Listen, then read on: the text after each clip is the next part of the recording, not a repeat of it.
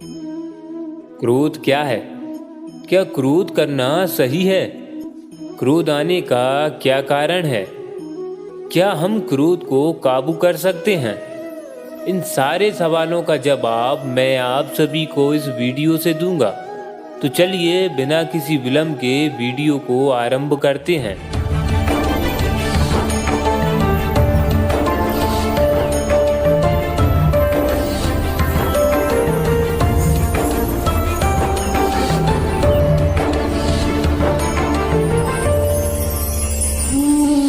तो चलिए जानते हैं कि क्रोध होता क्या है।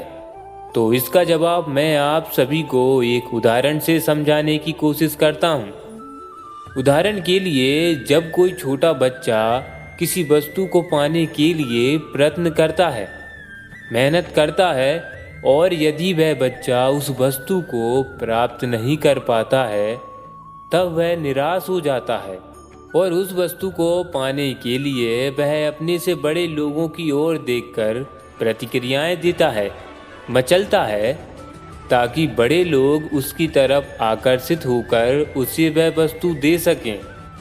और ऐसा ही होता है, और उस बच्चे को वह वस्तु हम दे देते हैं और वह बच्चा वापस से खुश हो जाता है। जब बच्चा निराश हुआ था, मचला था, उसी को हम क्रोध कहते हैं। अर्थात हम जब बच्चे होते हैं तब हम निराश होते हैं, मचलते हैं, दुखी हो जाते हैं, और जब हम बड़े हो जाते हैं तब हम निराश अथवा मचलते नहीं, अपितु क्रोध करते हैं। जब हम बच्चे होते हैं तब हमें जो क्रोध आता है वह क्षण भर का होता है और वो क्रोध हमें कोई क्षति नहीं पहुंचाता।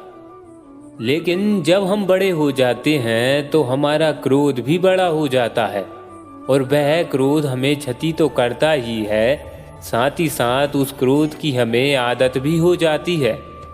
अब कुछ लोग कहते हैं कि क्रोध करना सही है या गलत, तो इसका जवाब मैं तो नहीं दे सकता। इसका जवाब आप अपने आप से ही पूछिए, क्योंकि कभी कभी हमारा क्रोध लाभदायक भी होता है। अब आप सब में से कुछ लोग कहेंगे कैसे? तो सुनिए, कभी कभी हम क्रोध में आकर हमारे जीवन के कुछ ऐसे निर्णय ले लेते हैं जो हमारे हित में होते हैं, अतः हमें लाभदायक भी होते हैं। अब ये जरूरी नहीं कि क्रोध में लिया गया निर्णय आपके हित में हो। ये भी हो सकता है कि वह आपके जीवन का अंत ही कर दे, आपका अपमान कर दे। इसलिए कोई भी निर्णय लो तो उसे अच्छे से समझ लें, अन्यथा आपको पछताना पड़ सकता है। अब कुछ लोग कहते हैं क्रोध को काबू कैसे किया जाए, तो इसका बड़ा सरल उपाय है। जैसे ही आपको क्रोध आए तो आप मौन धारण कर लें, क्योंकि क्रोध आने पर हम कुछ भी नहीं कर सकते। जो कुछ करती है वह हमारी जीवा करती है।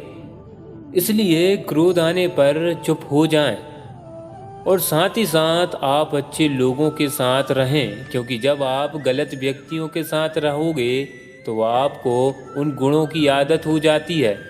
इसलिए आप बुद्धिमान लोगों के साथ रहिए, क्योंकि आप बुद्धिमान लोगों के साथ रहेंगे तो आपको उन गुणों की आदत हो जाएगी और आप कभी भी क्रोध करना बंद कर देंगे।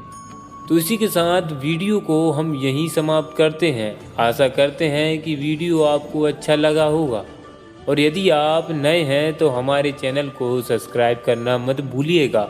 मिलते हैं अगले उपदेश की वीडियो में।